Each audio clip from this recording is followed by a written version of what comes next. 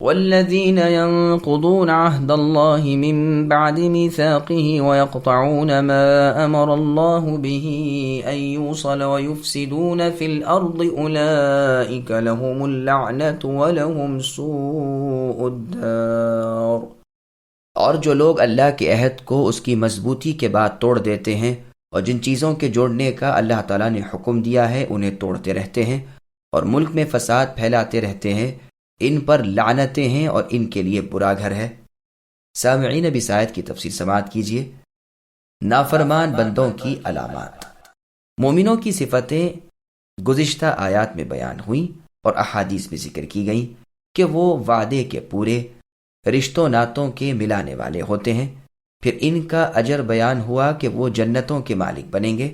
اب یہاں ان بد نصیبوں کا ذکر ہو رہا ہے جو ان کے خلاف خصائل رکھتے ہیں، نہ اللہ کے وعدوں کا لحاظ کرتے تھے، نہ صلہ رحمی اور نہ احکام ربانی کی پابندی کا خیال رکھتے تھے۔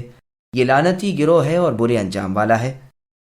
صحیح بخاری اور مسلم کی حدیث میں ہے، رسول اللہ نے فرمایا، منافق شخص کی 3 نشانیاں ہیں: باتوں میں جھوٹ بولنا، وعدوں کے خلاف کرنا، امانت میں خیانت کرنا۔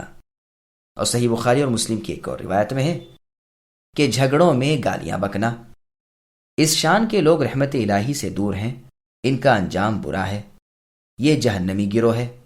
یہ 6 خصلتیں ہوئیں جو منافقین سے اپنے غلبے کے وقت ظاہر ہوتی ہیں: باتوں میں جھوٹ، وعدہ خلافی، امانت میں خیانت، اللہ کے عہد کو توڑنا، اللہ تعالیٰ کے ملانے کے حکم کی چیزوں کو نہ ملانا، ملک میں فساد پھیلانا، اور یہ جب دبے ہوئے ہوتے ہیں تب بھی جھوٹ، وعدہ خلافی اور خیانت کرتے ہیں۔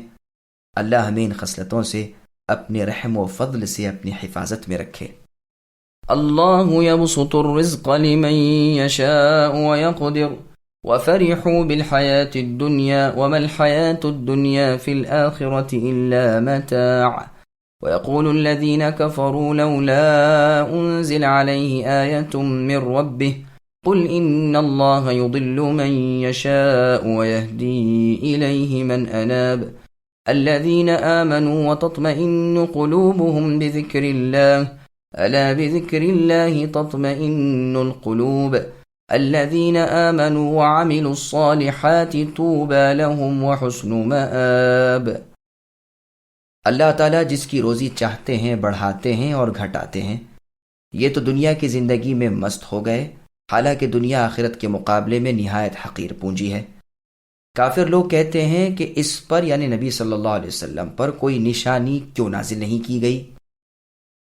تو جواب دیجئے کہ جسے اللہ گمراہ کرنا چاہے کر دیتے ہیں، اور جو اللہ کی طرف جھکے اللہ اسے راستہ دکھاتے ہیں۔ جو لوگ ایمان لائے ان کے دل اللہ کے ذکر سے اطمینان حاصل کرتے ہیں۔ یاد رکھو اللہ کے ذکر سے ہی دلوں کو تسلی حاصل ہوتی ہے۔ جو لوگ ایمان لائے اور جنہوں نے نیک کام بھی کیے ان کے لیے خوشحالی ہے اور بہترین ٹھکانہ ہے۔ سامعین اب آیتوں کی تفسیر سماعت کیجیے۔ دنیا کی حقیقت۔ اللہ تعالیٰ جس کی روزی میں کشادگی دینا چاہیں قادر ہیں، جسے تنگ روزی دینا چاہیں قادر ہیں۔ یہ سب کچھ حکمت و عدل سے ہو رہا ہے۔ کافروں کو دنیا پر سہارا ہو گیا، یہ آخرت سے غافل ہو گئے، سمجھنے لگے کہ یہاں کی کشادگی کوئی حقیقی اور بھلی چیز ہے، حالانکہ دراصل یہ مہلت ہے اور شروع ہے، آہستہ پکڑ ہوگی، لیکن انہیں کوئی تمیز نہیں۔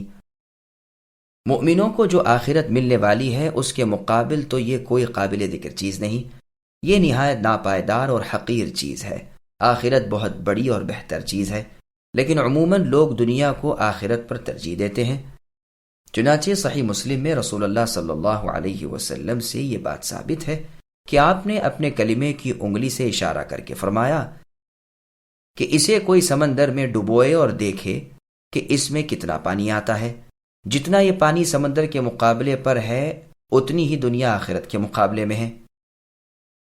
صحیح مسلم اور مسند احمد میں ہے کہ ایک چھوٹے چھوٹے کانوں والے بکری کے مرے ہوئے بچے کو راستے میں پڑا ہوا دیکھ کر رسول اللہ نے فرمایا، جیسا یہ ان لوگوں کے نزدیک ہے جن کا یہ تھا، اس سے بھی زیادہ بیکار اور ناچیز اللہ تعالیٰ کے سامنے ساری دنیا ہے۔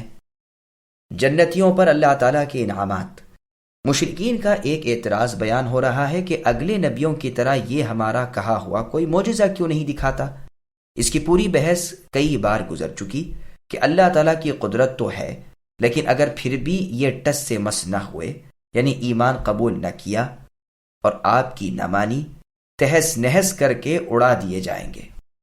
چنانچہ مسند احمد میں ہے کہ اللہ تعالیٰ کی طرف سے نبی صلی اللہ علیہ وسلم پر وحی آئی کہ ان مشرکین کی چاہت کے مطابق میں صفا نامی پہاڑ کو سونے کا کر دیتا ہوں، زمین عرب میں میٹھے دریاؤں کی ریل پیل کر دیتا ہوں، پہاڑی زمین کو زراعتی زمین سے بدل دیتا ہوں، لیکن پھر بھی اگر یہ ایمان نہ لائے تو انہیں وہ سزا کروں گا جو کسی کو نہ ہوئی ہو، اگر چاہو تو یہ کر دوں اور اگر چاہو تو ان کے لیے توبہ اور رحمت کا دروازہ کھلا رہنے دوں۔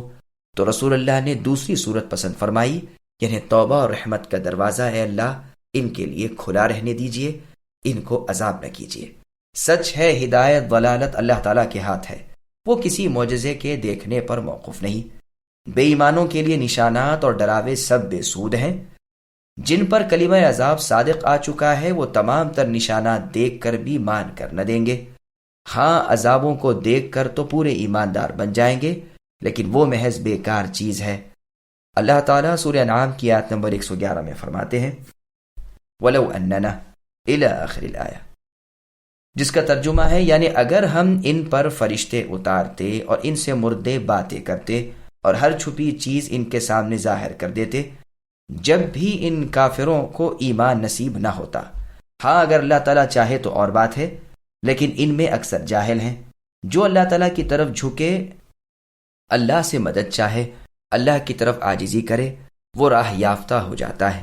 جن کے دلوں میں ایمان جم گیا ہے، جن کے دل اللہ کی طرف جھکتے ہیں، اللہ کے ذکر سے اطمینان حاصل کرتے ہیں، راضی خوشی ہو جاتے ہیں، اور فی الواقع اللہ کا ذکر اطمینان دل کی چیز ہے۔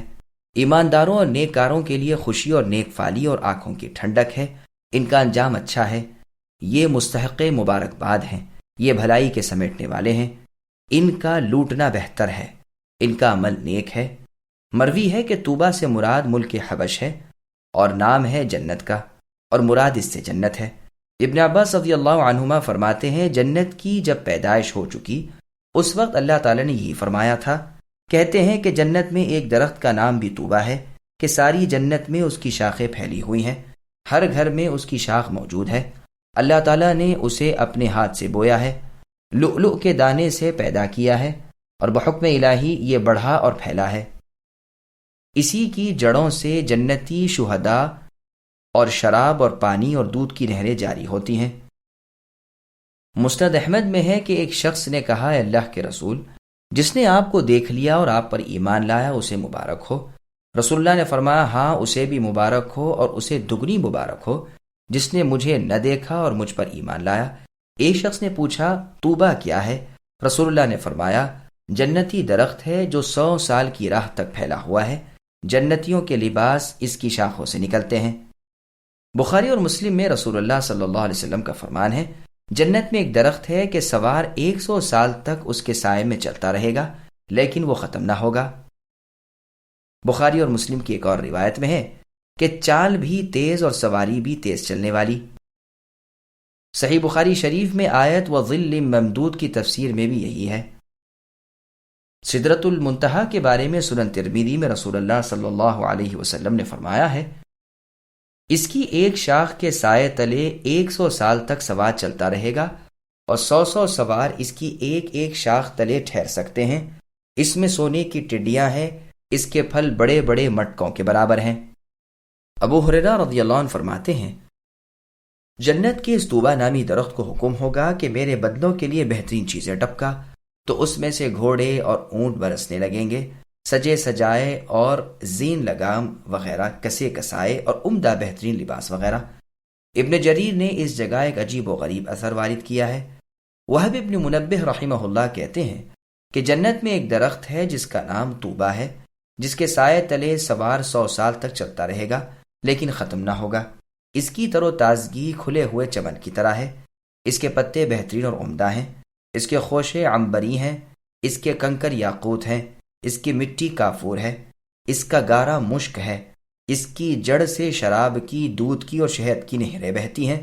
اس کے نیچے جنتیوں کی مجلسیں ہوں گی، یہ بیٹھے ہوئے ہوں گے، جو ان کے پاس فرشتے اونٹنیاں لے کر آئیں گے، جن کی زنجیریں سونے کی ہوں گی، جن کے چہرے چراغ جیسے چمکتے ہوئے ہوں گے، بال ریشم جیسے نرم ہوں گے، جن پر یاقوت جیسے پالان ہوں گے، جن پر سونا جڑاؤ ہو رہا ہوگا، جن پر ریشمی جھولیں ہوں گی۔ وہ اونٹنیاں ان کے سامنے پیش کریں گے اور کہیں گے کہ یہ سواریاں تمہیں بھجوائی گئی ہیں اور دربار الہی میں تمہارا بلاوا ہے۔ یہ ان پر سوار ہوں گے، وہ پرندوں کی رفتار سے بھی تیز رفتار ہوں گی۔ جنتی ایک دوسرے سے مل کر چلیں گے، اونٹنیوں کے کان سے کان بھی نہ ملیں گے، پوری فرما برداری کے ساتھ چلیں گی۔ راستے میں جو درخت آئیں گے وہ خود بخود ہٹ جائیں گے کہ کسی کو اپنے ساتھی سے الگ نہ ہونا پڑے۔ یوں ہی رحمان و رحیم اللہ تعالیٰ کے پاس پہنچیں گے، اللہ تعالیٰ اپنے چہرے سے پردے ہٹا دیں گے، یہ اپنے رب کے منہ کو دیکھیں گے اور کہیں گے اللہم انت السلام و الیک السلام وحق لک الجلال والاکرام، یعنی اے اللہ آپ خود سلامتی والے ہیں اور آپ ہی کی طرف سے سلامتی ہے اور آپ کا حق ہے کہ آپ جلال اور اکرام کی صفات سے متصف ہوں۔ ان کے جواب میں اللہ رب العزت فرمائیں گے انا السلام و منی السلام، میں ہی سلامتی والا ہوں اور میری ہی جانب سے سلامتی ہے، تم پر میری رحمت سابق ہو چکی اور محبت بھی۔ میرے ان بندوں کو مرحباً ہو جو بن دیکھے مجھ سے ڈرتے رہے، میری فرما برداری کرتے رہے۔ جنتی کہیں گے باری تعالیٰ، نہ تو ہم سے آپ کی عبادت کا حق ادا ہوا، نہ آپ کی پوری قدر ہوئی، ہمیں اجازت دیجیے کہ آپ کے سامنے سجدہ کریں۔ اللہ فرمائیں گے یہ محنت کی جگہ نہیں، نہ عبادت کی، یہ تو نعمتوں، راحتوں اور مالا مال ہونے کی جگہ ہے۔ عبادتوں کی تکلیف جاتی رہی، یعنی دنیا میں مزے لوٹنے کے دن آ گئے، جو چاہو مانگو پاؤ گے، تم میں سے جو شخص جو مانگے اسے دوں گا، بس یہ مانگیں گے۔ کم سے کم سوال والا کہے گا کہ اے پروردگار، آپ نے دنیا میں جو پیدا کیا تھا جس میں آپ کے بندے ہائے وائے کر رہے تھے، میں چاہتا ہوں کہ شروع دنیا سے آخر دنیا تک دنیا میں جتنا کچھ تھا مجھے عطا فرمائیے۔ اللہ تعالیٰ فرمائیں گے تم نے کچھ نہ مانگا، اپنے مرتبے سے بہت کم چیز مانگی، اچھا ہم نے دی، میری بخشش اور دین میں کیا کمی ہے؟ پھر فرمائیں گے جن چیزوں تک میرے ان بندوں کے خیالات کی رسائی بھی نہیں وہ انہیں دو، چنانچہ دی جائیں گی یہاں تک کہ ان کی خواہشیں پوری ہو جائیں گی۔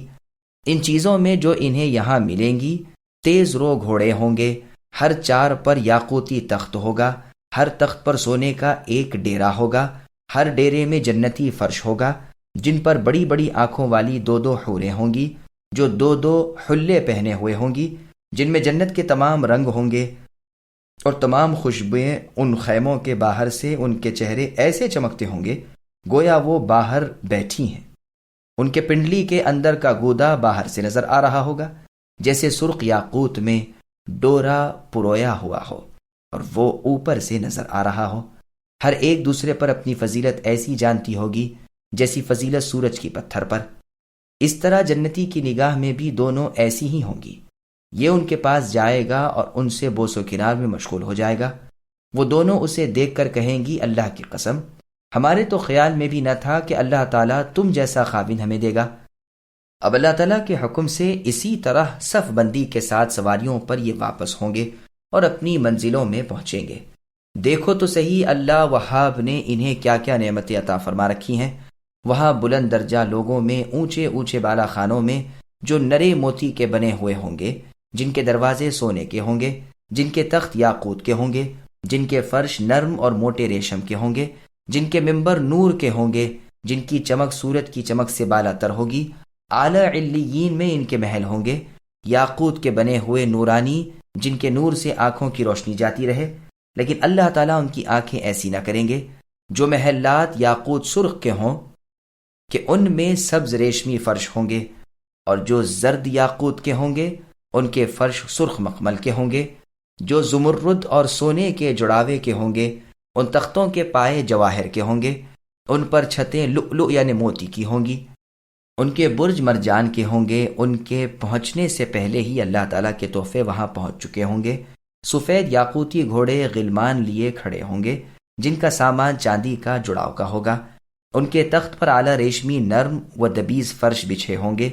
یہ جنتی ان سواریوں پر سوار ہو کر بے تکلف جنت میں جائیں گے، دیکھیں گے کہ ان کے گھروں کے پاس نورانی ممبروں پر فرشتے ان کے استقبال کے لیے بیٹھے ہوئے ہیں۔ وہ ان کا شاندار استقبال کریں گے، مبارکباد دیں گے، مصافحہ کریں گے، پھر یہ اپنے گھروں میں داخل ہوں گے۔ انعامات ربانی وہاں موجود پائیں گے۔ اپنے محلات کے پاس 2 جنتیں ہری بھری پائیں گے اور 2 پھلی پھولی جن میں 2 چشمے پوری روانی سے جاری ہوں گے، اور ہر قسم کے جوڑدار میوے ہوں گے، اور خیموں میں پاک دامن بھولی بھالی پردہ نشین حوریں ہوں گی۔ جب یہ یہاں پہنچ کر راحت و آرام میں ہوں گے، اس وقت اللہ رب العزت فرمائیں گے، میرے پیارے بندو، تم نے میرے وعدے سچے پائے، کیا تم میرے ثوابوں سے خوش ہو گئے؟ وہ کہیں گے، اے پروردگار، ہم خوب خوش ہو گئے، بہت ہی رضامند ہیں، دل سے راضی ہیں، کلی کلی کھلی ہوئی ہے۔ آپ بھی ہم سے خوش رہیے۔ اللہ تعالیٰ فرمائیں گے، اگر میری رضامندی نہ ہوتی تو میں اپنے اس مہمان خانے میں تمہیں کیسے داخل ہونے دیتا، اپنا دیدار کیسے دکھاتا، میرے فرشتے تم سے مصافحہ کیوں کرتے؟ تم خوش رہو، با آرام رہو، تمہیں مبارک ہو، تم پھلوں پھولوں اور سکھ چین اٹھاؤ، میری یہ انعامات گھٹنے اور ختم ہونے والے نہیں۔ اس وقت وہ کہیں گے، اللہ تعالیٰ ہی کی ذات سزاوار تعریف ہے، جنہوں نے ہم سے غم و رنج کو دور کر دیا اور ایسے مقامات پر پہنچا دیا کہ جہاں ہمیں کوئی تکلیف، کوئی مشقت نہیں۔ یہ اللہ ہی کا فضل ہے، وہ اللہ بڑے ہی بخشنے والے اور قدردان ہیں۔ یہ سیاق غریب ہے اور یہ اثر عجیب ہے، ہاں اس کے بعض شواہد بھی موجود ہیں۔ چنانچہ بخاری و مسلم میں ہے کہ اللہ تعالیٰ اس بندے سے جو سب سے آخر میں جنت میں جائے گا فرمائیں گے کہ مانگ، وہ مانگتا جائے گا، اور ہر خوبیوں کے مالک لائق تعریف اللہ تعالیٰ اسے دیتے جائیں گے، یہاں تک کہ اس کا سوال پورا ہو جائے گا۔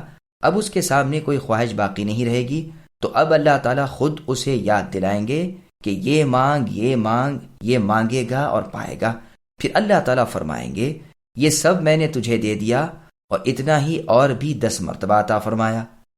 صحیح مسلم شریف کی قدسی حدیث میں ہے کہ اللہ تعالیٰ فرمائیں گے، اے میرے بندو، تمہارے اگلے پچھلے انسان جنات سب ایک میدان میں کھڑے ہو جائیں اور مجھ سے دعائیں کریں اور مانگیں، میں ہر ایک کے تمام سوالات پورے کروں، لیکن میرے ملک میں اتنی بھی کمی نہ آئے گی جتنی کمی سوئی کو سمندر میں ڈبونے سے سمندر کے پانی میں آئے۔ خالد ابن معدان رحمہ اللہ کہتے ہیں، جنت کے ایک درخت کا نام طوبہ ہے، اس میں تھن ہے جن سے جنتیوں کے بچے دودھ پیتے ہیں، کچے گرے ہوئے بچے جنت کی نہروں میں ہیں قیامت کے قائم ہونے تک، پھر 40 سال کے بن کر اپنے ماں باپ کے ساتھ جنت میں رہیں گے۔ واللہ اعلم۔